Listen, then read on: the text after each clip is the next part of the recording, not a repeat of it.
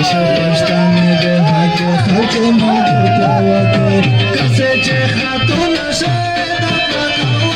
وکه کسی چه خاتون نشه دبکا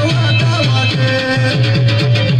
خلق چه پاچه کی والا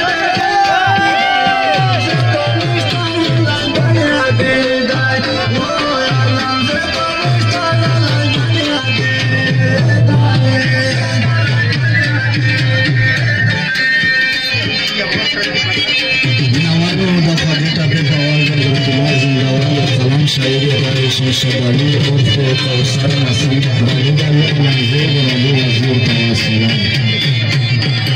رایش شبانی عرف کوثر نصیب برادر علمزیر برادر وزیر تواسلان